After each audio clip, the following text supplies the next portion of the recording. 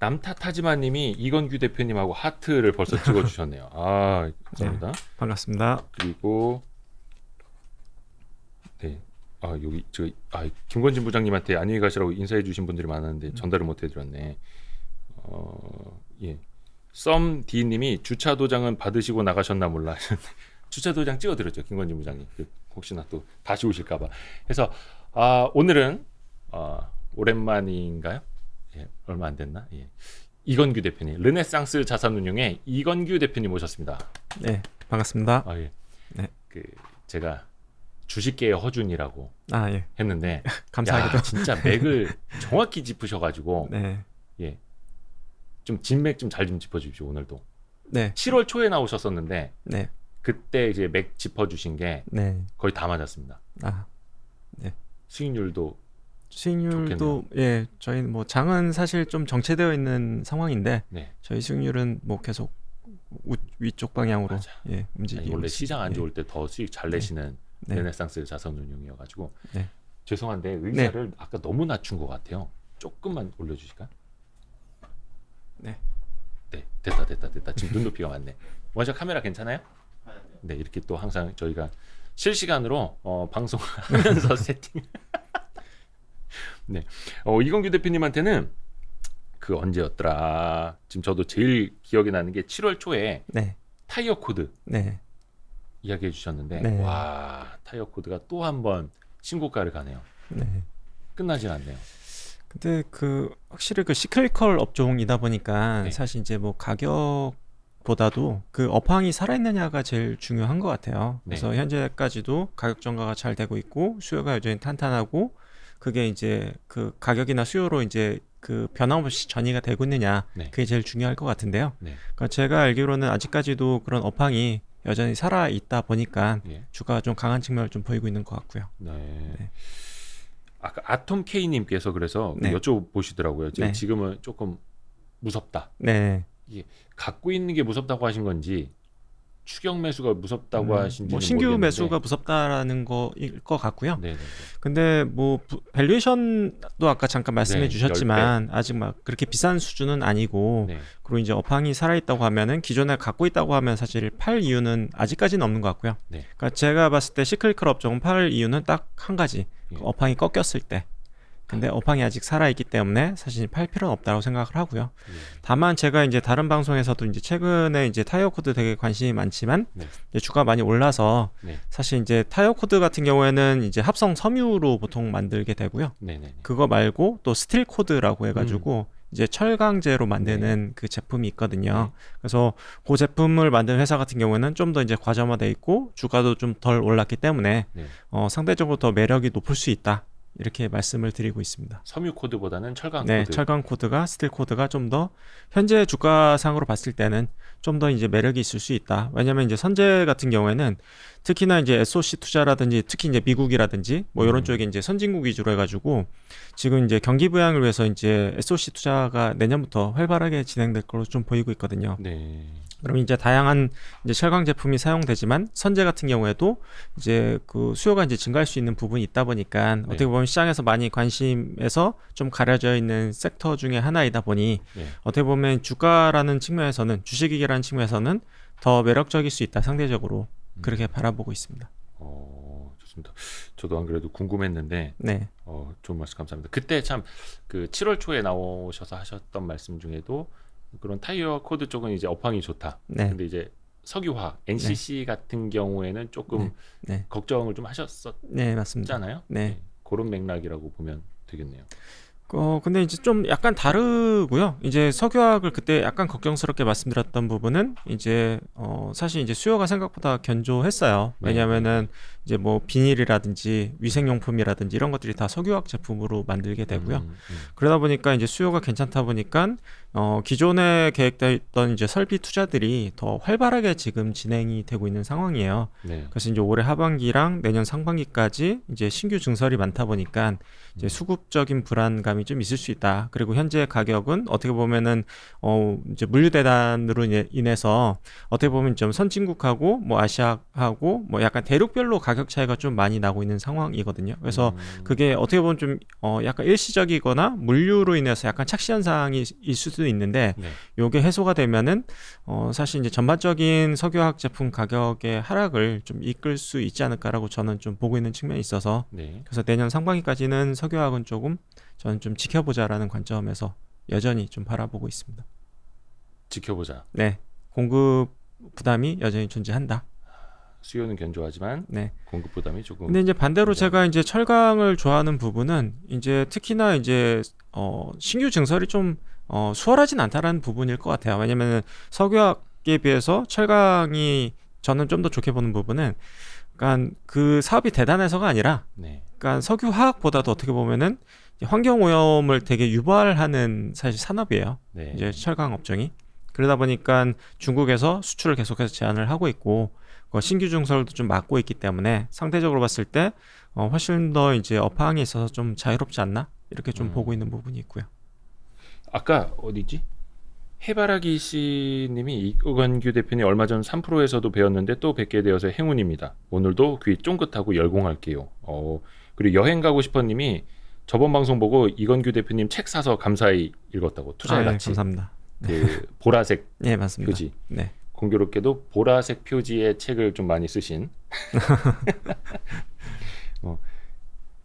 그리고 최현철님은 운동 간다고 이따 다시 보시겠다고. 예, 감사합니다. 이 시간이 이제 퇴근 준비하시는 시간이기도 하고 또 이제 식구들 저녁 준비하시는 분들도 있고 해가지고 네. 조금 어수선합니다. 네. 어수선하기는 한데 저기 여쭤봐야겠다. 계절이 계절이니만큼 배당주에도 좀 관심 가지시는 분들이 좀 있거든요. 네. 그거는 좀 어떻게 보시는지도. 근데 저는 배당주도 그냥 단 하나의 어떤 요소로 기업을 좀 평가해야 된다. 그게 뭐냐면 이제 하나의 기업이 요소. 기업 이익이 이제 계속해서 증가할 여지가 있느냐. 네. 왜냐하면 이제 배당을 받는다고 하더라도 이제 기업 이익이 실적이 꺾이면은 이제 주가가 하락하면은 뭐 배당 받아봤자 네. 주가 하락으로 인해서 이제 상쇄된 경우가 되게 많거든요. 그쵸. 근데 예. 대부분의 배당 투자들을 어떻게 하시냐면은 그냥 배당 수익률이 높은 거 순위로 나래비를 세워서 네. 그냥 이제 묵혀두는 투자를 좀 많이 하시는 것 같아요. 네네. 그래서 이제 그런 투자는 좀 더 이제 지양해야 되지 않을까라는 생각을 들고요.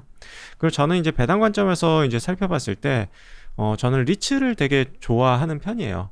리츠. 네, 리츠, 상장 리츠. 예. 왜냐면은 지금 산다고 하더라도 대부분 5% 중반대 정도의 배당 수익률을 가져갈 수가 있거든요. 그렇죠. 그럼 사실 뭐 안정성을 추구한다고 하면은 저는 포트폴리오가 100에 이제 금융자산을 가져간다고 하면은 네. 한 40 정도는 저는 리츠를 깔고 그냥 기본적으로 깔고 가도 된다고 생각을 해요. 배당주 네. 중에서 네. 40%. 네, 그러니까 배당주는 어떻게 보면은 제가 말씀드렸듯이 이제 기업 실적이나 이런 것들 모니터링 해야 되는데 네. 리츠는 이제 분산 투자를 해놓으면은 이제 반기 배당을 보통 하고요. 예. 그게 예를 들어서 뭐 어떤 기업은 뭐 1월에 배당하기도 하고 뭐 4월에 배당하기도 하고 하기 때문에 좀 적절히 분산만 해놓으면은 한 2달에 한 번씩 배당금을 받을 수가 있어요.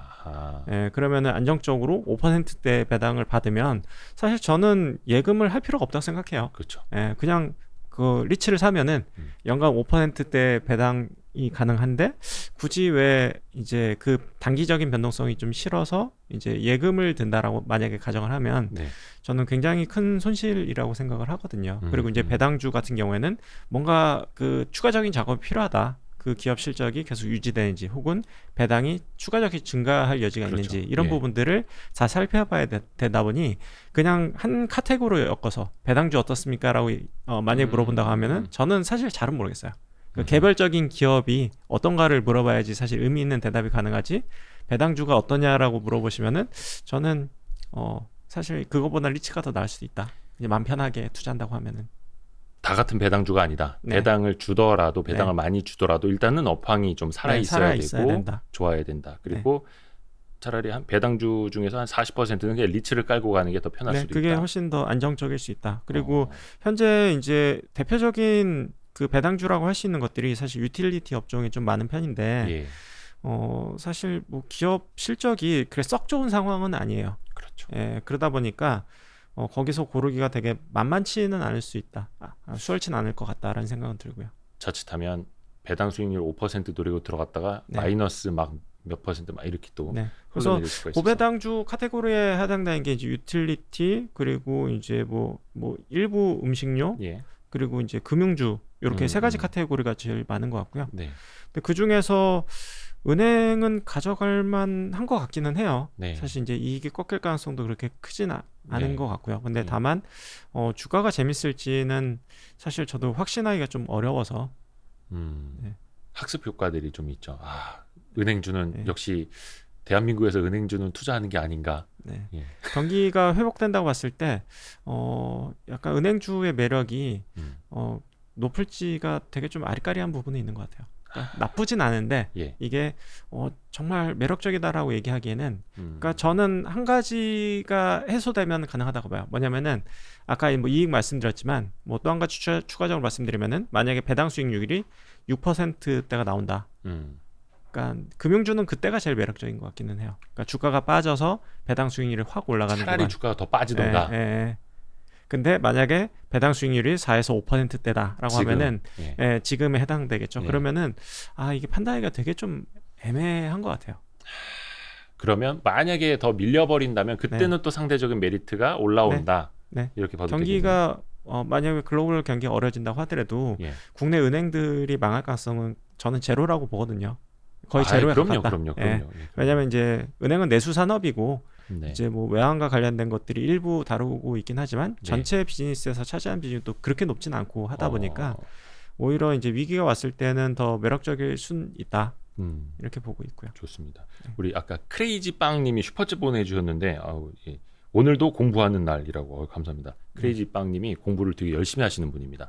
네. 그리고 지금 하이노트님이 롯데리츠 캔달리츠 이런 캔달리츠, 건가? 왜 고게 그런 종류입니다. 예, 리츠. 네, 자, 맞습니다. 부동산 그리고 지금 뭐 리츠가 되게 매력적인 부분이 이제 부동산이 되게 다변화됐어요. 그래서 이제 주유소부터 해가지고 뭐 오피스, 그렇죠. 아파트, SK 리츠도 그리고 올라오고. 이제 뭐 유통 리츠, 뭐 이런 식으로 그러니까 물류 리츠 뭐 이런 식으로 해가지고 되게 다변화되어 있기 때문에 좀 포트폴리오로 가져가기에도 되게 매력적인 부분이 있는 것 같아요.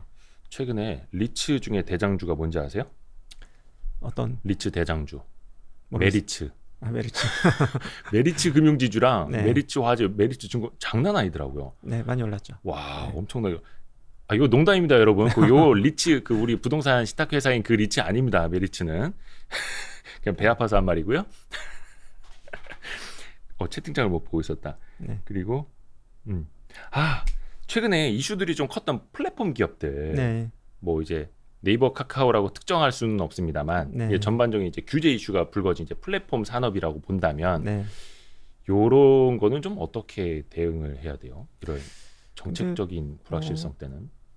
그 플랫폼 기업의 가장 큰 리스크는 사실 정책 리스크이거든요. 근데 이제 그게 지금 나온 정책 리스크는 사실 저는 이제 순한 맛인 것 같아요. 예, 순한 맛. 순한 맛. 매운맛이 아니라 순한 맛 규제. 네. 매운맛 좀 볼래 이게 아니라. 네.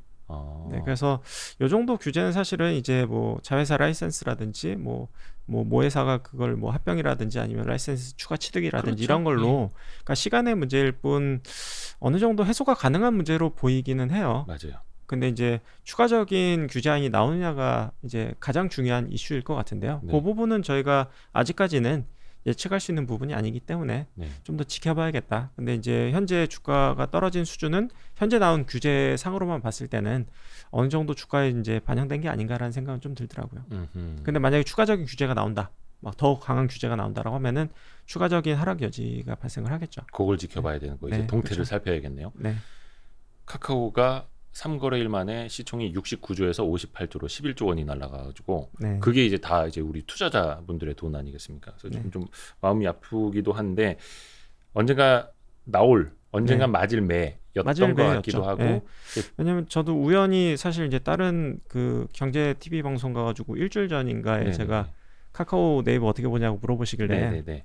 저는 이제 규제 리스크가 있다고 본다. 네네네. 그래서 그게 뭐 1년이 될지 3년이 될지 언제 나올지 모르겠지만 거기서도 맥을 짚으신 거예요? 그래서 이제 저는 이제 그걸 안 산다. 굳이 이제 그게 아니어도 성장주 많은데 이제 남들 좋아하는 성장주 나까지 살 필요는 없다고 생각한다라고 얘기했는데 한 이틀 3일 있다가 바로 이렇게 터졌더라고요. 그래서 그런 이슈는 이제 나올 수밖에는 앞으로도 나올 수밖에 없을 것 같기는 해요. 우리 이건규 대표님이 아주 점잖게 보이지 않게 약간 자랑을 하셨습니다. 맞습니다. 근데 또 그게 뭐 시총 거의 뭐 70조, 75조 이랬을 때의 네. 상황하고 네, 또 이제 지금하고 또 50조 원대로 다르죠. 내려왔을 네. 때는 또 다른 거니까. 네, 그렇죠. 그게 항상 강조하시는 주식의 가치와 주가라는 것에 네, 주가 어느 정도 그게 반영됐느냐 이 부분이 음. 또 이제 판단을 해야 되는 부분이니까요. 그리고 이제 지금은 추가 규제의 동태를 네, 살펴야 살펴봐야 한다. 된다. 라는 거고 네. 게임주를 좋아하시던가요? 게임주는 막 많이 좋아하진 않는데요. 왜냐하면 이제 흥행을 조금 뭐 이렇게 예측하기 매우 어렵죠. 어렵다라는 부분이 될 것 같은데요. 근데 이제 관심 있게 이제 다 바라보고는 있습니다. 예. 리니지 같은 건 잘 안 하시고 MMORPG 게임. 네, 저는 MMORPG 게임을 별로 안 그러니까 개인적으로 좋아하진 않습니다. 네. 회사에서 누구 이렇게 MMORPG 게 핸드폰 가로로 해놓고 이렇게 자동으로 돌아가게 하고 있는 직원 없어요? 아, 그런 직원은 현재는 없고요. 네. 은근히 많아가지고 근데 핸드폰을 저는 자동으로 돌아가게 해놓고 직장 네. 내에서 이렇게 덮어놓는 분들이 있어요. 개인적으로 이제 게임주에 투자하시는 분이라고 하면은 예. 그렇게 해야 된다고 생각을 해요. 회사에서조차도. 아, 게임주 네, 투자자라면. 네, 네, 그건 맞다고 생각하고요. 다만 이제 최근에 이제 크래프톤이 좀을 비롯해서 이제 좀 이슈가 주가가 많죠. 좀 빠졌던 게 그러니까 중국에서 이제 신규 판호를 이제 발급 안 해주겠다. 네. 약간 이런 식의 뉘앙스 내지는 계속해서 이제 뭐 미성년자라든지 뭐 게임 규제 강화 이런 것들이 나오다 보니까 전반적인 이제 그 게임 업체에 대한 이제 투자 심리가 좀 훼손된 부분이 좀 있었고요. 그리고 이제 크래프톤 같은 경우에는 이제 코스피 200 지수에 편입이 됐는데 코스피 200 지수에 편입되면서 이제 공매도가 가능해지거든요. 그래서 그런 거에 대한 이제 우려감 뭐 이런 것들이 좀 복합적으로 좀 작용을 한 것 같고요. 다만 이제 향후 주가의 관건은 이제 그 뉴스테이트라고 하는 이제 새로운 신작. 버전의 이제 모바일 배그가 이제 얼마만큼 이제 흥행을 끄느냐라는 네. 부분이 향후 주가에 있어서는 가장 중요하다 이렇게 보고 있고요.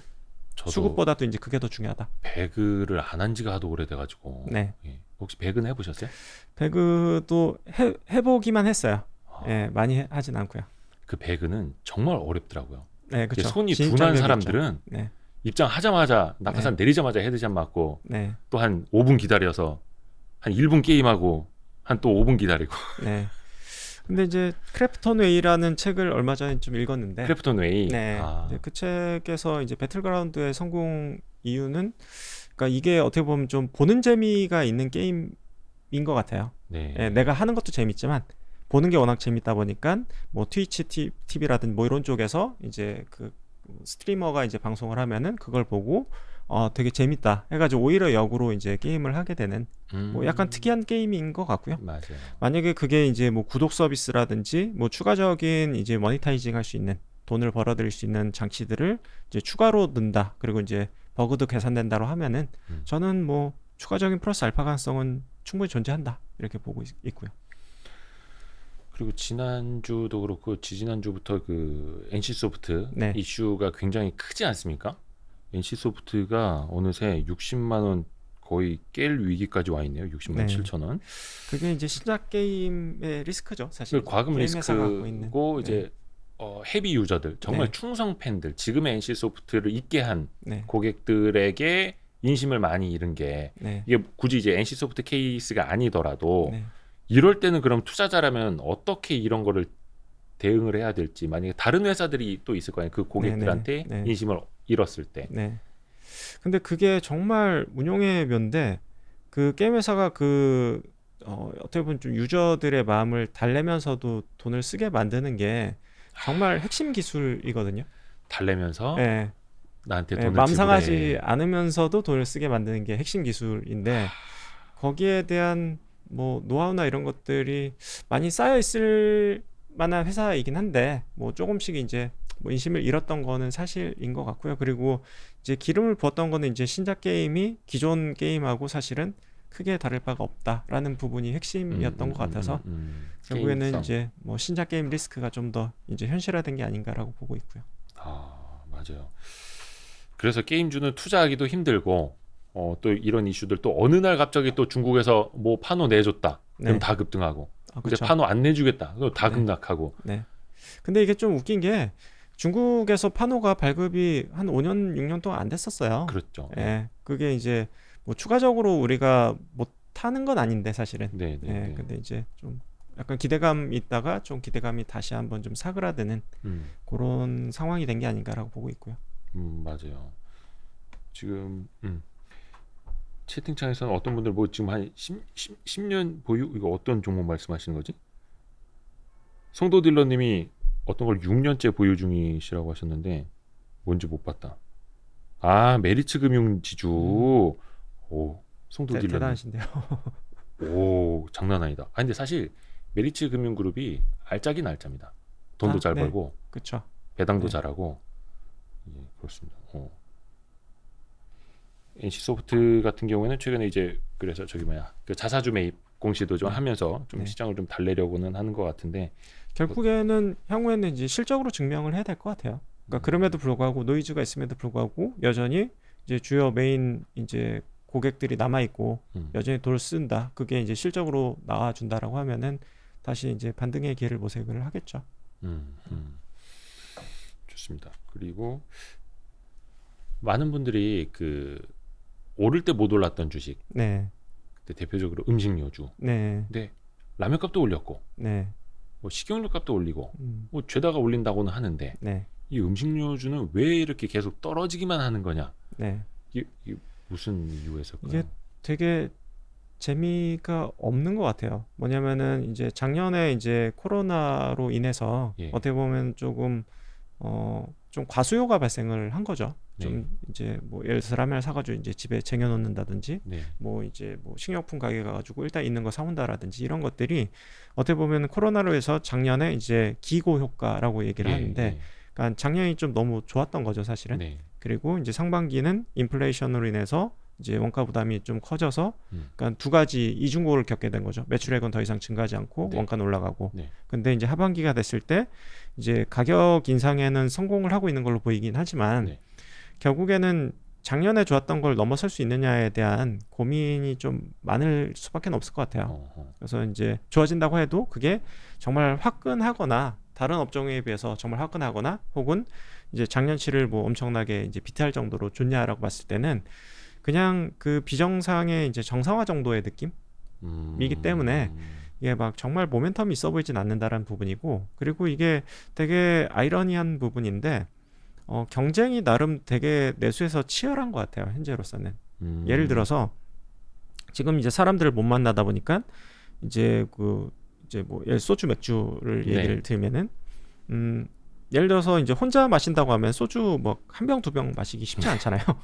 근데 말아먹어야 되는데 이제 사람들하고 먹는데. 만나면은 이 막 맥주도 막 세 병 다섯 병 마시고 막 네. 소주도 막 두세 병 마시는 거는 혼자 마시는 게 아니에요. 그러니까 그렇죠. 사람들을 만나야 되거든요. 그렇죠. 그래서 이제 내년 됐을 때는 사람들이 이제 위드 코로나로 전환이 되고 만약에 사람들이 뭐 회식 자리라든지 모임 자리라든지 이런 것들이 많아지면은 이 소주나 이제 맥주의 이제 판매량이 급격하게 증가할 수밖에 없을 것 같아요. 근데 이제 문제는 뭐냐면은 그들 나름대로의 경쟁이 또 되게 치열해요.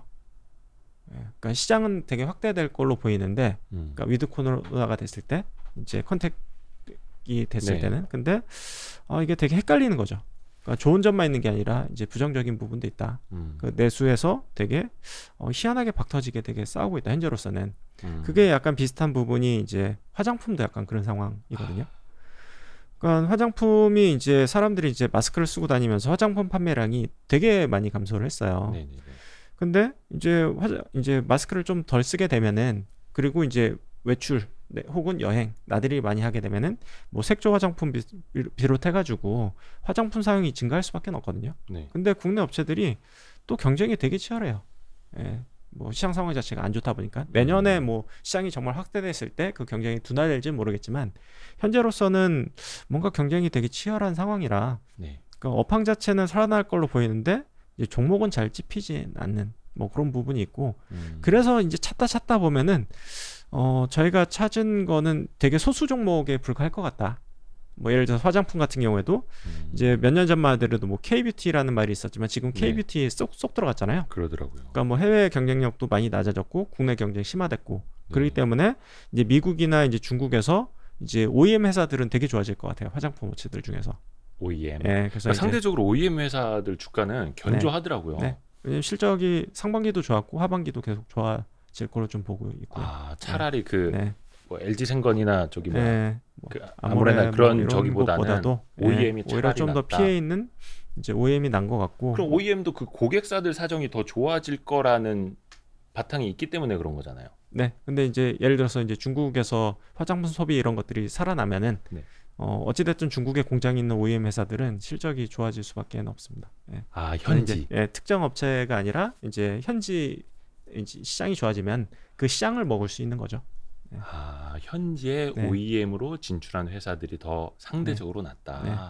그리고 이제 음식료 같은 경우에는 저희가 그냥 딱 하나 정도만 보고 있어요. 그러니까 이제 식자재 유통 이런 것들이 내년에는 조금 더 올해는 식당 많이 못 갔잖아요, 사실은. 네. 예, 그러다 보니까 식자재 유통이라든지 뭐 급식이라든지 이런 회사들 같은 경우에는 뭐 올해보다는 확실히 좀 턴어라운드 폭은 좀 클 수는 있겠다. 네. 이제 이렇게 좀 보고 있는 부분이 있고요. 어, 그래서 뭔가 플러스 알파가 될 수 있는 부분이 좀 있는지가 되게 중요할 것 같아요. 식자재 유통, 뭐 급식 관련 뭐 네. 이런 아니면 식으로. 뭐 프랜차이즈를 뭐 이제 증가시킬 수 있는 회사라든지. 아하. 네. 그래서 뭔가 이제 플러스 알파가 있는 회사. 아하. 그래서 전반적인 시장은 돌아설 걸로 보이는데 막상 들여다 보면은 생각보다 뭔가 불확실성도 많고 불투명한 부분들이 좀 있으니 그 중에서도 되게 잘 골라야 된다. 이렇게 보고 있고요. 조금 어렵네요.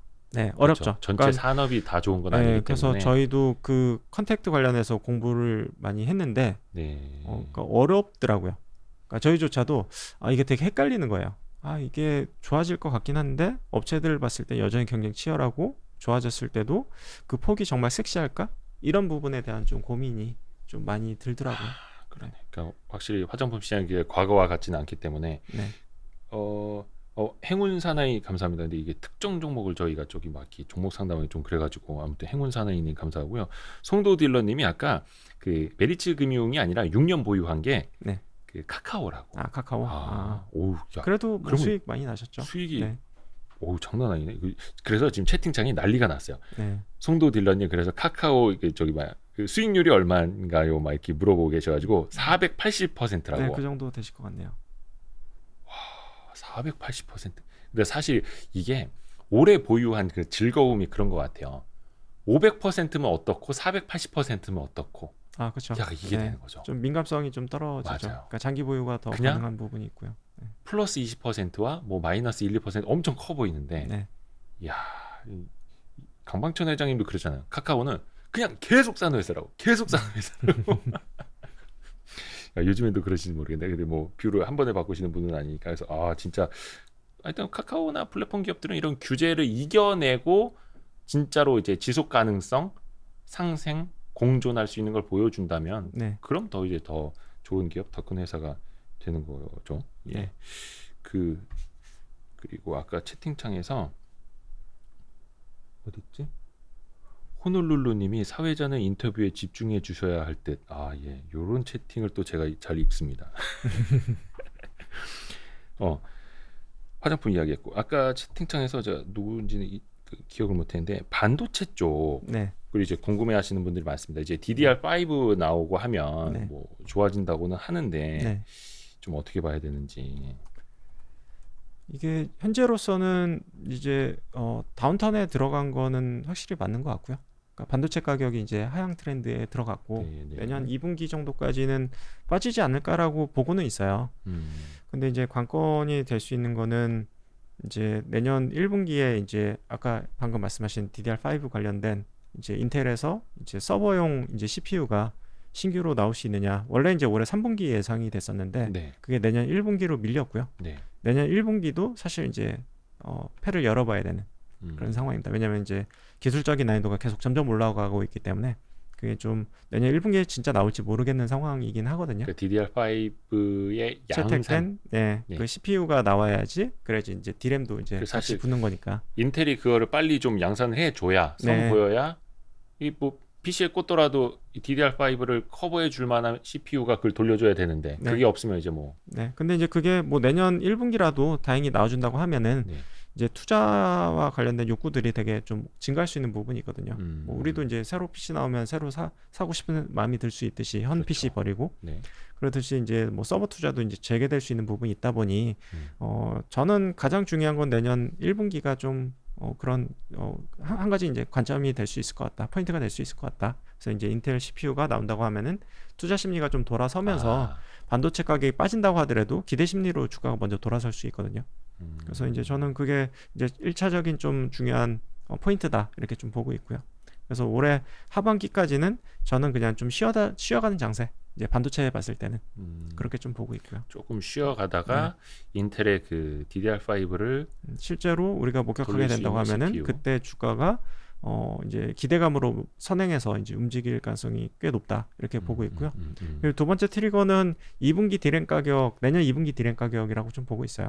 그래서 이제 내년 1분기까지는 이제 비수기이고 하다 보니 이제 뭐 디램 가격이 예를 들어서 뭐 15% 빠졌는데 네. 뭐 내년 2분기가 됐을 때 반도체 가격이 이제 더 이상 빠지지 않거나 혹은 그 하락폭이 상당폭 줄어든다라든지 네. 그렇게 됐을 때는 이제 2분기에 가장 굉장히 좀 중요한 모멘텀이 될 수 있지 않을까 반도체 가격의 트렌드 자체가 내년 2분기에 1분기까지는 빠져도 되는데 2분기 네. 때 어찌됐든 하락폭이 이제 줄어든 모습을 좀 보여야 된다라고 보고 있고요. 그리고 마지막으로는 어찌됐든 내년에 저는 반등한다고 보고 있는 부분이 올해 하반기 때 이제 그 베트남을 비롯해가지고 이제 그 설비에 트러블들이 그러니까 코로나로 인해서 설비가 제대로 못 돌아간 게 있어요.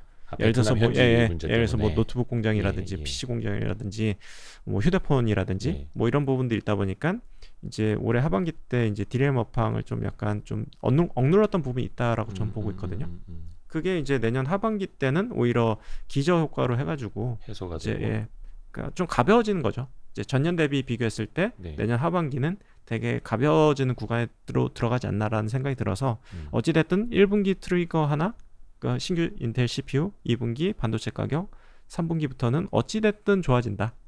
봤을 때는 이제 올해 하반기는 이제 뭐 삼성전자 하이닉스는 약간은 이제 박스권 뭐 여기서 이제 더 떨어질 이유는 없다고 보는 부분이 네.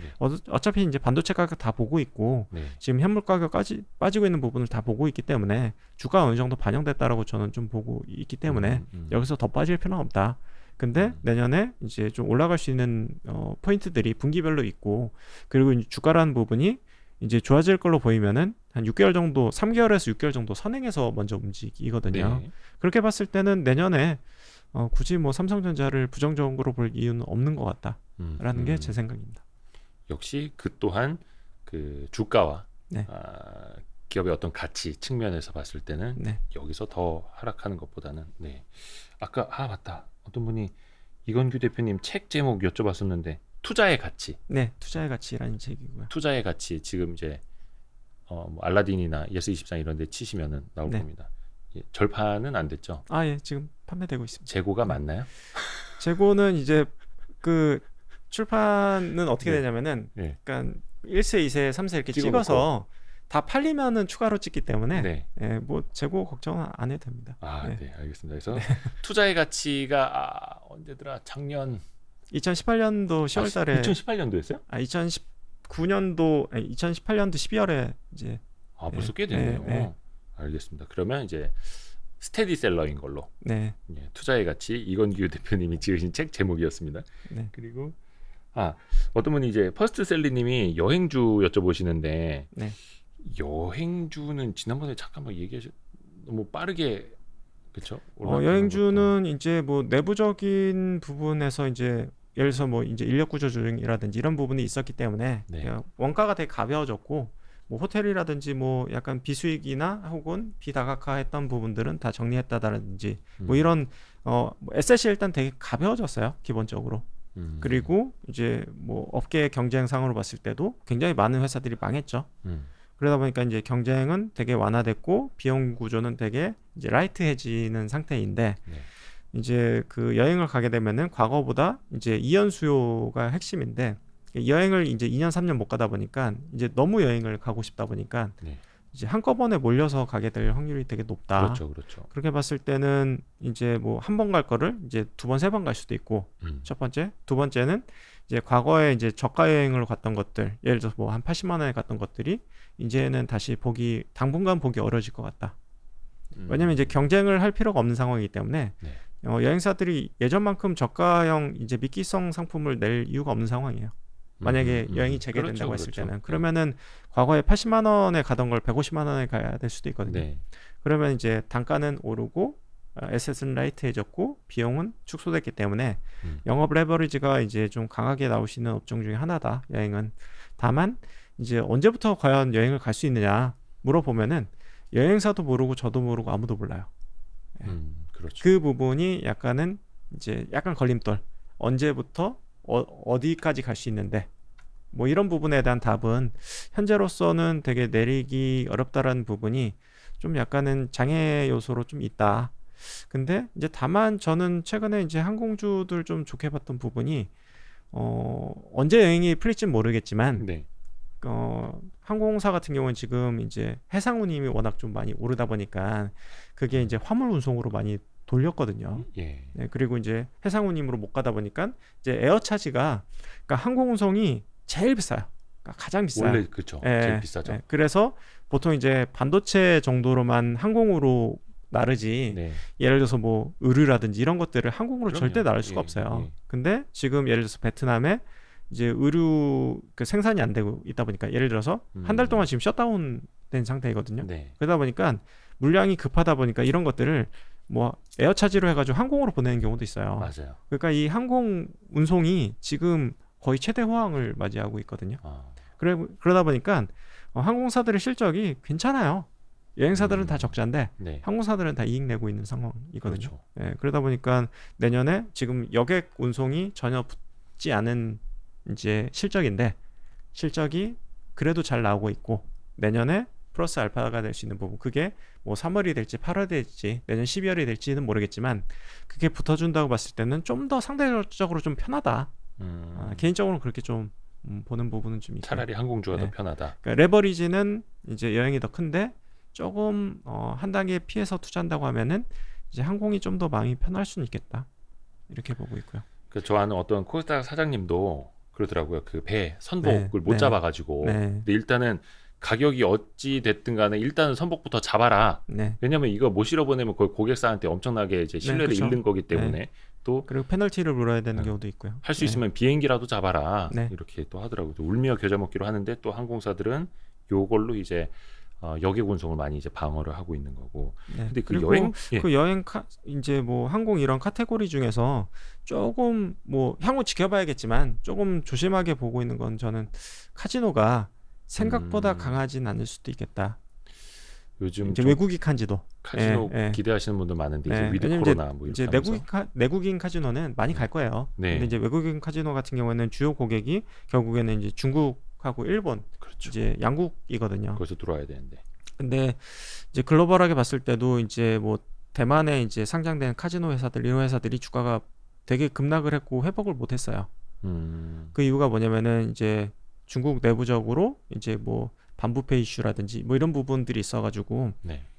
그러니까 돈 많은 사람들이 지금 카지노를 가는 거에 대해서 되게 큰 부담을 느끼고 있는 상황이거든요. 그래서 이제 여행이 풀리면은 단순히 생각했을 때 외국인들이 많이 들어와서 카지노 많이 하겠지라고 생각할 수도 있지만 네. 실상은 뚜껑은 열어봐야 되겠다. 물론 이제 거기에 이제 피해 있는 분들도 많이 있겠지만 지금 뭐 이제 뭐 대만이라든지 이런 쪽에 홍콩 쪽에 뭐 굉장히 좀 카지노 분위기가 굉장히 냉랭하다. 그래서 뭐 앞으로 여행을 간다고 하더라도 중국인들이 생각보다 못 들어올 가능성도 이제 염두에 두고 있어야 된다. 뭐 이렇게 봐야 될 것 같아요. 최근에 어떤 반등 폭이라고 해야 될까? 그거 네. 보면은 상대적으로 외국인 카지노보다 내국인 카지노 관련주가 조금 더 네, 내국인은 올라왔더라고요. 뭐 갈 수 있는데 외국인은 그런 이제 변수가 있다라는 부분을 좀 봐야 된다는 약간 부분이고요. 주가는 이제 그거를 네. 어느 정도 반영하고 있거나 알고 있거나 이렇게 네. 생각해도 될 거예요. 역시 주가는 똑똑합니다.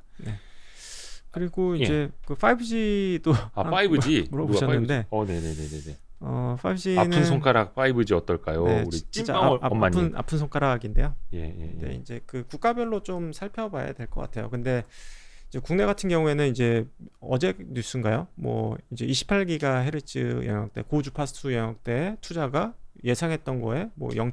몇 %밖에 투자를 안 했다. 그래서 이제 국내에서 5G 투자가 정말 안 됐다라는 부분인데 이게 되게 어려운 부분인 것 같아요. 그 이제 5G가 보통 이제 두 가지로 나뉘거든요. 그래서 이제 그 중에서도 약간 저주파수 영역대 이제 네. 3.5기가라고 얘기를 하고요. 네. 3.5기가가 되면은 LTE에 비해서 이제 2배 정도 빨라요. 네. 근데 이제 현재 우리가 보고 있는 5G는 이제 3.5기가를 좀 보고 있는 거고, 그나마도 사실 이제 구경하기가 좀 힘든 그런 부분이 있고요. 정말 10배 빠른 5G는 이제 28기가로 가야 돼요. 네. 근데 이제 이게 문제가 뭐냐면은 주파수가 되게 강한데, 주파수가 너무 강하다 보니까 힘이 없어서 이제 멀리 못 가거나 장애물이 있으면은 통과를 못 해요. 그러다 보니까 바로 벽 하나만 있어도 그러니까 그 통신이 통하지가 않는 부분이 네. 좀 있거든요. 네. 근데 이제 그 28기가가 문제가 뭐냐면은 너무 극악의 비효율성, 첫 번째. 두 번째는 28GHz 투자해서 과연 5G로 우리가 뭘 할 수 있는데, 지금 예를 들어서 LTE만으로도 이제 유튜브 보는데 전혀 이상이 없잖아요. 영화 보고 다운받고 게임하고 하는데 전혀 이상이 없는데, 28기가로 돌려서 해야 되는 컨텐츠가 현재는 아예 전무해요. 예를 들어서 뭐 VR이라든지 네. 뭐 다른 정말 엄청난 데이터를 쓰는 컨텐츠가 있으면 모르겠지만 네. 현재는 그런 컨텐츠가 좀 전무하거든요. 그렇죠. 그래서 그 극악의 효율성 그리고 컨텐츠의 부재 이런 부분으로 인해서 28기가는 정말 투자가 극악하게 안 됐었다. 이렇게 보면 될 것 같고요. 반대로 생각해 봤을 때는 하반기에는 좀 의무적으로 이제 통신사들이 이제 투자해야 되는 양이 있어요. 이제 그 부분을 채워줘야 된다고 하면은 하반기는 이제 국내 쪽만 봤을 때는 투자가 조금 증가할 여지가 있겠다. 이렇게 봐야 될 것 같고요. 그리고 이제 국가별로 살펴보면은 인도가 사실 이제 비교적 이제 국토가 넓고 사람이 많기 때문에 이제 통신 투자가 꽤 큰 편이거든요. 네. 근데 이제 코로나로 인해서 이제 아예 투자가 이제 중단됐었죠. 근데 이제 올해 하반기부터는 투자가 재개될 조짐이 좀 보이는 것 같아요. 근데 이제 인도 투자의 이게 재밌는 부분이 뭐냐면은 중국도 좀 비슷한 부분인데, 그러니까 연간으로 예를 들어서 막 나눠서 12분의 1로 투자해주면 되게 고맙잖아요. 네. 근데 한꺼번에 투자를 해요. 그렇죠. 그러니까 예를 들면 2년 동안 발주 없다가 한 방에 1년치 확 발주하고 이런 부분이 있거든요. 네네네. 근데 인도에서 이제 하반기에는 좀 발주가 다시 나올 수 있지 않을까? 근데 이제 그건 이제 5G가 아니라 이제 LTE가 될 것 같아요. 왜냐면 이제 인도는 이제 LTE도 지금 아직 투자가 좀 덜 된 상황이기 때문에, 그래서 이제 인도가 하반기 때 이제 약간은 어떻게 보면 좀 더 로테크인 LTE에 투자가 나올 수 있는데, 그게 사이즈가 비교적 큰 거일 수도 있지 않을까? 여기까지는 아직까지나 이제 가능성을 말씀드리는 거고요. 네. 그리고 마지막으로 이제 미국을 살펴보면은 우리나라 이제 5G가 개통된다라고 했을 때는 이제 주요 도시들이 이제 어느 정도 터져야지 우리는 개통했다, 개시했다라고 얘기를 하잖아요. 네. 근데 예를 들어서 미국 같은 경우에는 특정 도시에 특정 주에 뭐 특정 조그만 마을만 개통이 돼도 우리는 상용화했다라고 얘기를 해요. 네, 그렇기 때문에 그러니까 투자가 되게 장기로 이루어지는 특성이 있어요. 네네네. 그래서 이제 미국이 올해 이제 상용화했다고 해서 우리나라 상용화했을 때 엄청난 투자가 됐었거든요. 네네네. 그거를 기대를 하면 안 된다. 다만 이제 미국은 이제 계단식으로 투자가 될 확률이 좀 높다. 그래서 이제 올해보다는 어찌됐든 미국도 이제 코로나 때문에 투자가 못했기 때문에 내년은 올해보단 분명히 증가할 것 같다. 그리고 내후년까지도 투자가 지속된다라고 봤을 때는 어찌됐든 이제 전반적인 국내나 인도나 이제 미국 상황 봤을 때는 하반기는 이제 어찌됐든 작년이나 올해 상반기보다는 좋아지는 그림으로 가는 건 맞는 것 같다. 그리고 어찌됐든 내년에는 올해보다는 더 좋을 것 같다라는 부분을 좀 말씀드릴 수 있을 것 같은데, 다만 업체별로 그러니까 어떤 업체가 수주를 받느냐에 따라서 실적이 너무 편차가 커요. 그러다 보니까 그거는 전체적인 묶음보다는 개별 주식을 봐야 되는데 이게 난이도가 되게 높다. 예. 그리고 앞서 말씀드린 투자라는 부분도 아직은 불확실성은 있다. 이렇게 봐주셔야 될 것 같아요. 그러니까 사실 사람 제일 피말리게 하는 게 뭐 될 것 같은데 언제 네. 될지는 모르고 그냥 마냥 기다려야 하는 거. 네. 근데 그게 막 1년 넘어가고. 근데 느낌은 저는 나쁘진 않은 것 같아요. 근데 이제 개별 예. 주식을 잘 골라야 된다. 웬만한 그 5G 관련 통신 네. 장비주들이 올해 들어서 거의 뭐 반토막 난 것들이 좀 있더라고요. 네. 대부분 어렵습니다. 반토막 나 있는 상태이고요. 맞아요. 네. 또하루님 오셨네요. 안녕하세요. 또하루님 고맙습니다. 항상 이렇게 또 응원해 주시는 또하루님. 5G는 이제 인도 쪽 뭐 기대가 되는 것들, 미국은 이제 계단식으로 네, 뭐 계단식 증가, 인도는 일단 LTE. 까지 받고 약간 그거 여쭤보려고 그랬어요. 아까 여행주 네. 이야기하실 때도 이제 가치와 가격에 대한 고민을 네. 본다면 여행주는 그 가격 대비 가치는 지금 어떠한가? 네. 그럼 5G는 또 반토막이 났다면 그 가치는 뭐 거품은 걷어졌을 테니까 네. 그럼 가격 대비 가치는 5G랑 여행은 어떠할까? 네. 약간 그런 고민도 좀 들더라고요. 근데 이제 저는 5G 중에서도 이제 딱 한 개 회사만 보고 있거든요. 네.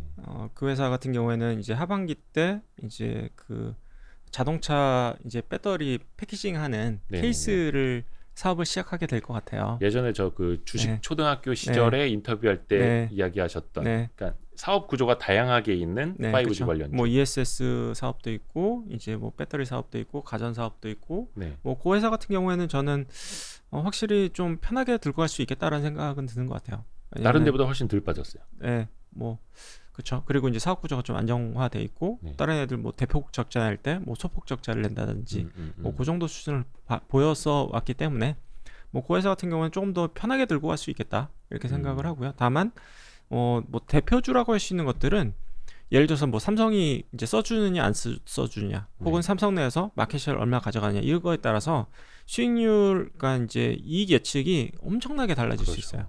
예, 그러다 보니까 거기에 대한 고민이 필요한데 불확실성 확실히 좀 크긴 하다 이렇게 보면 될 것 같아요. 근데 다만 그걸 맞추면은 이익이 굉장히 클 수가 있겠죠. 근데 저는 그걸 맞출 자신은 별로 없어서 네. 좀 안정적인 회사를 좀 투자했으면 좋겠다라는 생각이 좀 들고요. 본인이 그걸 맞힐 수 있다면 네, 예, 그렇게 이제 뭐 배팅을 하는 거지만 그렇죠. 네. 대부분의 일반인들은 그렇게 쉽지 네, 않기 때문에 네. 심지어 기관 투자자마저도 예를 들어서 뭐 극단적으로 얘기하면은 지금 올해 이제 인도에서 얼마가 투자가 되고 이제 미국에서 얼마가 투자가 될 건데 거기서 이제 삼성전자가 얼마만큼 차지하고 예. 거기에 뭐 이 업체가 얼마 정도 마켓쉐어를 차지해서 네. 마진을 얼마 붙였을 때 이익이 네. 얼마 나올 수 있고 이거를 이제 추정할 수 있다고 하면은 저는 베스트일 것 같아요. 근데 이제 거기에 대해서 맞추기가 너무 어려울 것 같다. 난이도가 좀 높을 것 같다라고 보고 있고요. 빵크님이 주식 초등학교 교장쌤이 학교를 버리고 도망 나오셨네. 맞습니다. 정확히 보셨습니다. 그리고 여행도 여행. 이게 그 어닝에 밸류에이션. 대한 그 추정이 되게 어려운 상황이에요. 예. 그러니까 애널리스트별로 추정이 다 다르고 그 추정 폭이 괴리폭이 되게 큰 상황이거든요. 네. 그러다 보니까 그거를 명확하게 맞출 수 있으면 큰 수익을 거둘 수 있다. 반대로. 그렇죠. 참 네. 당연한데 제일 어려워. 네. 근데 상당히 난이도가 높다. 맞습니다. 네. 그래서 이걸 실적 추정이 상대적으로 좀 쉬운 종목들을 이제 개인 투자자들이 하는 게 훨씬 낫기는 한데, 네. 근데 또 이제 기대 수익률이라는 게 또 크면 클수록 또 좋다고 이제 믿으시기 때문에 네. 그 지점이 좀 어려운 것 같아요. 네.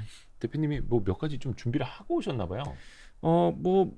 이게 뭘 얘기할까 좀 고민하다가 네. 근데 최근에 이제 뭐 3프로 비롯해서 몇 군데 이제 좀 나간 부분이 있고 요즘에 또 제가 우리 이제 이건규 대표님을 찾는 데들이 많아가지고 네. 몇 개 이제 제가 관심 있는 것들을 많이 얘기하다 보니까 네. 너무 겹칠 것 같아서 좀 고민이 좀 많이 있었고요. 근데 이제 질문 주신 것 중에 상당 부분이 좀 포함이 됐어요. 그러니까 제가 이제 최근에 이제 고민했던 것들에 대해서 이제 많이 물어봐 주셨고, 다만 이제 몇 가지 이제 뭐 추가적으로 말씀드리면은 저는 현대차의 최근 주가가 되게 재밌어 보이더라고요. 자동차. 네.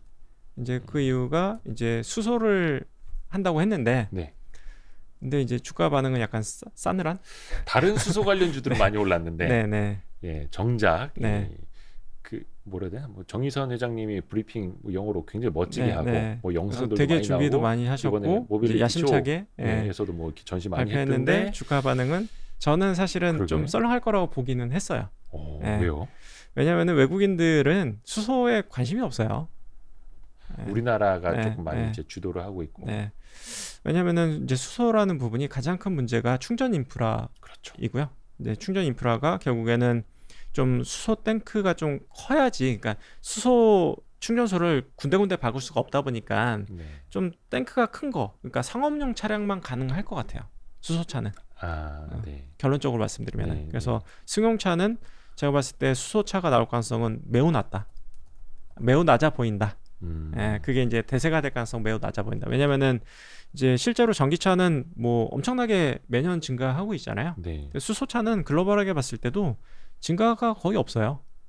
그러니까 우리나라만 사실 하고 있고 일본 소수 그리고 이제 현대차가 가장 밀고 있는 그리고 예를 들어서 뭐 미국이나 유럽이나 메이커들이 전혀 관심이 없는 그런 상황이다 보니까 수소를 밀면 밀수록 오히려 외국인 투자자들의 어떤 외면을 받을 수밖에 없는 뭐 그런 상황으로 좀 보인다라는 부분이 아이러니. 좀 약간 주식하는 사람 입장에서 봤을 때는 되게 좀 안타까운 거죠. 그러니까 회사가 되게 야심차고 우린 준비했고 비전을 갖고 열심히 일하는 건 좋은데 그게 오히려 주가 측면에서는 약간 마이너스가 될 수 있지 않을까라는 부분이 약간 좀 안타까운 부분이 좀 있는 것 같아요. 아니 뭐 수소 트럭도 만들었고 이미 수출도 하고 있고. 네. 근데 이걸 만약에 뭐 나스닥에 상장돼 있는 아직 수소차를 만들지도 그쵸. 못한 스타트업이 이거 한다 하면 아마 뭐 밸류에이션 뭐 그쵸. PSR, 엄청나게 PSR 오를 수 매출도 안 있겠죠. 나오는구나. 네. 그럼 뭘로 해야 돼? 하여튼 예, 네. PDR 드림 이런 걸로도 엄청 갔을 텐데 네. 아 야속합니다. 근데 전기차를 잘하고 있거든요, 사실은.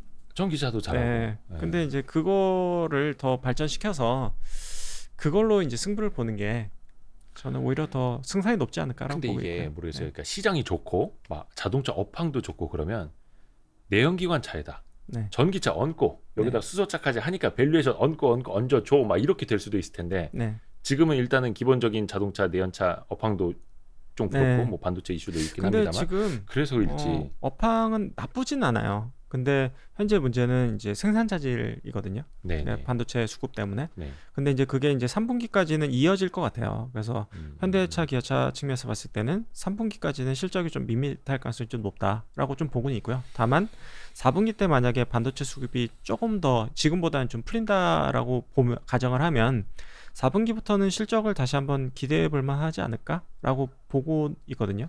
왜냐면은 지금 현재 생각보다 수요는 되게 탄탄해요. 네, 지금 뭐 3개월, 뭐 6개월 기다려야지 차를 그렇죠. 받을 수 있는 상황이기 때문에 네. 그게 좀 풀리면은 어찌됐든 실적으로 좀 드라이브 할 수 있는 부분이 있다 보니까 올해 이제 3분기까지는 좀 재미없을 것 같지만 4분기부터는 오히려 자동차 같은 경우에는 조금 관심 가져볼 만한 섹터 중에 하나가 아닐까? 이게 대형주 섹터 중에서는 좀 그렇게 바라보고 있고요. 지금 많은 기관 투자자분들이 뭐 밸류에이션 부담 없고 네. 좋았는데 지금 더 좋아지는 거는 별로 눈에 안 보이고 네. 근데 안 좋아졌는데 조금 좋아질 만한 거 해서 빼놓지 않고 거의 자동차는 이야기하시는 것 같더라고요. 네, 뭐 좋아질 줄 알았는데 계속 지연은 된 그쵸. 상태이고요. 근데 4분기부터는 그래도 좀 풀리지 않을까 정도의 느낌 정도만 있는 것 기대를 같고요. 해보겠습니다. 또 자동차도 네. 좋아야죠. 왜냐면 그리고 예. 최근에 가장 그러니까 흥미 있었던 뉴스는 이제 에코프로 BM이 이제 3년 동안 이제 10조 수주를 받았다는 부분인데요. 에코프로 BM은 네, 전생에 나라를 구한 것 같더라고요. 네, 야, 그 시가총액에서 오늘만 12%인가요? 네. 추가로 또 오르는 거 보고 와. 근데 이제 그 10조가 SK이노한테만 받은 게 그렇게 된 거니까, 예. 네, 뭐 추가적인 뭐 업사이드가 있다라고, 그러니까 수주적인 측면에서는, 원래 더 큰 고객은 삼성 SDI였죠. 네, 그렇죠. 예. 네. 근데 그래서 확실히 이제 확실히 보여준 것 같아요. 2차 전지 내진 전기차가 엄청나게 성장 포텐셜을 갖고 있구나 이런 부분들을 다시 한번 이제 확인시켜주는 뭐 그런 느낌은 좀 있는 것 같고요.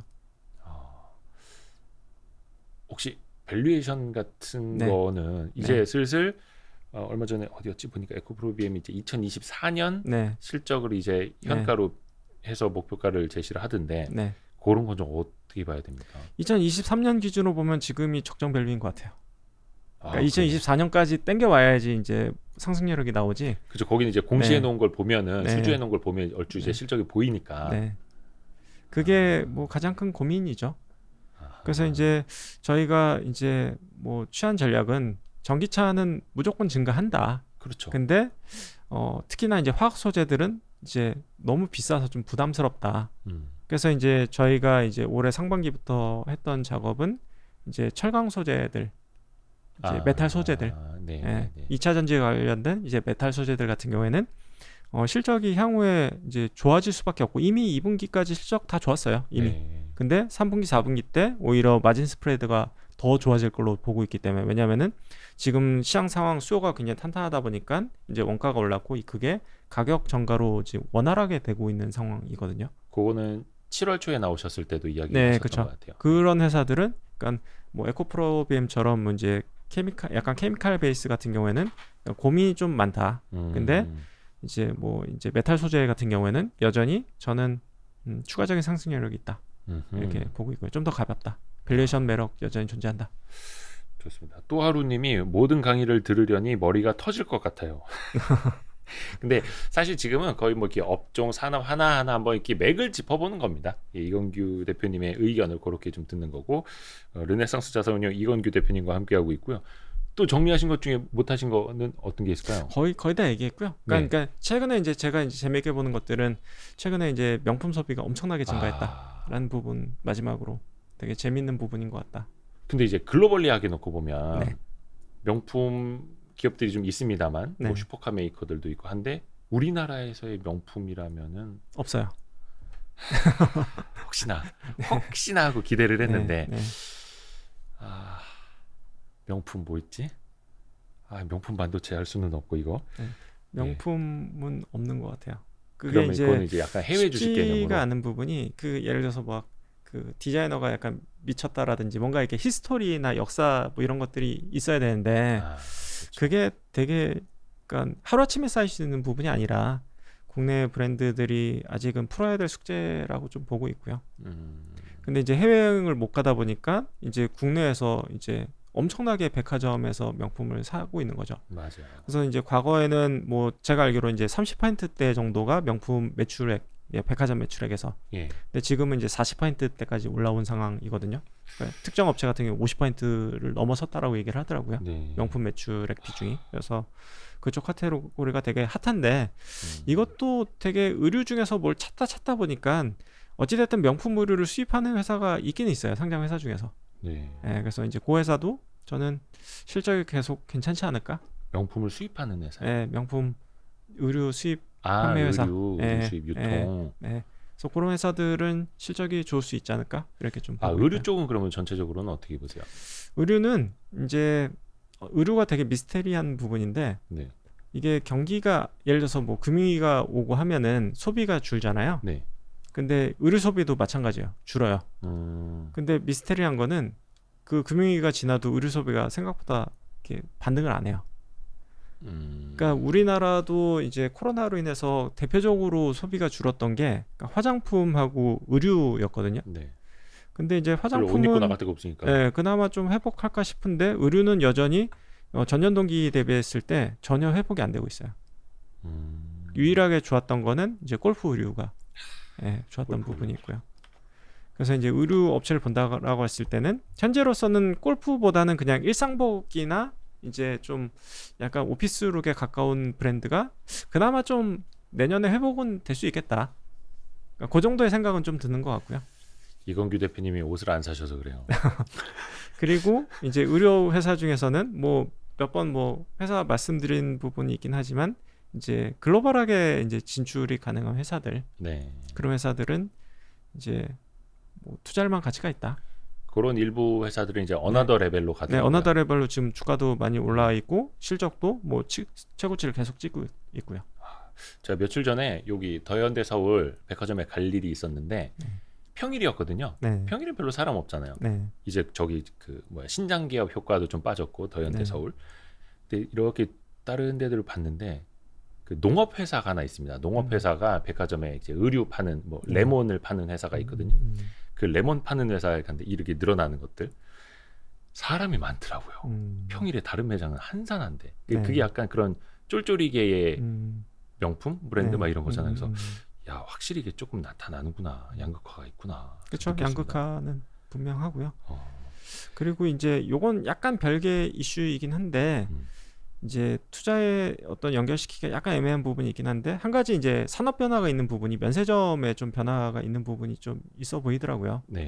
뭐냐면은 이제 따이공들이 이제 왜 우리나라에 와서 보따리생들이 와서 그 면세점에서 그렇게 상품들을 쓸어 갈까?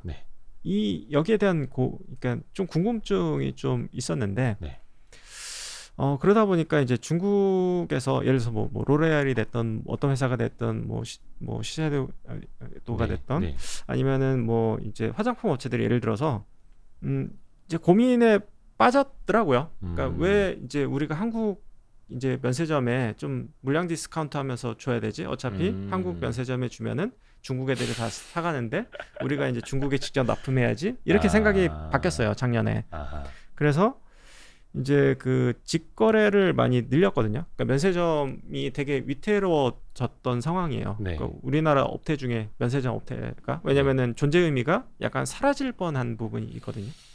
근데 이제 아까 5G랑도 좀 비슷한 부분인데 중국 애들은 그러니까 1년치를 그냥 뭐 이제 특정 그 어떤 명절이 있으면은 1년치를 한꺼번에 사는 거예요. 네. 그러다 보니까 얘네들이 이제 멘붕에 빠진 거죠. 이제 아. 이제 뭐 가방 회사가 됐든 화장품 업체가 됐든 글로벌 회사들이 뭐 이런 상황을 본 적이 없는 거죠. 왜냐하면 이제 우리나라 면세점 같은 경우는 매달 그냥 조금씩 계속 사가거든요. 일부러. 네. 그러니까 평탄화 시켜줘요. 네. 근데 이제 중국에 직접 거래를 해봤더니 이거 뭐 세금 계산서부터 시작해가지고 거래가 불투명하고 자금 대손 발생하기도 하고 얘네가 이제 한꺼번에 사가니까 물량도 안 되고 왜냐면 생산도 안 됐는데 막 한 달치 그러니까 막 그 1년치를 막 한꺼번에 달라고 하는데 네. 우리 이제 물량이 없는 거죠. 그리고 이제 1년치를 주다 보니까 이제 다음 달에도 많이 가져가겠지라고 생각해서 생산을 했더니 얘네가 안 가져가는 거죠. 그러다 보니까 이제 다시 국내 면세점하고 거래 많이 증가시키게 된 것 같아요. 아. 예, 그래서 그 뭘 좀 업체가 겪어보고 예, 온 거네요. 예, 이 버퍼를 두는 게 낫겠다. 중국의 찬맛. 한국에 이제 면세점을 통해서 거래를 하는 게 예. 그러니까 중국하고 직거래를 하는 것보다는 네네. 오히려 우리가 훨씬 사업 비즈니스 하는데 훨씬 더 수월하다 이런 부분들을 좀 느끼게 된 것 같아요. 그래서 그 부분은 한국 면세점 업태에 있어서는 되게 다행스러운 점이 아닌가 이렇게 보고 있고요. 김병기님 감사합니다. 김병기님이 또 저희를 많이 또 응원을 해주시는 분인데, 고맙습니다, 고맙습니다. 그리고 또 하루님이 메일 감사합니다. 좋아요 눌러주세요 하셨고요. 고맙습니다. 최고. 그리고 아까 김정숙님이 이대호 기자님 멋지세요. 모습도 성격도. 감사합니다. 저희 어머니 친구분인가? 약간 비슷한 성함이 있으셨는데, 김정숙님 감사합니다. 예. 시간이 많이 늦어져가지고 벌써 6시 30분 1시간이 넘었네요. 네. 요렇게 좀 마무리를 네. 해야겠죠. 그래서 네. 우리 주식계의 허준, 주식계의 허준, 르네상스 자산운용의 이건규 대표님이 가끔 이렇게 한 번씩 이 시장의 맥을 이렇게 짚어주러 오실 겁니다. 아까 잠깐만 아로보제이님이 주식 르네상스 시대의 맥을 짚어주시는 이건규 대표님 감사합니다라고.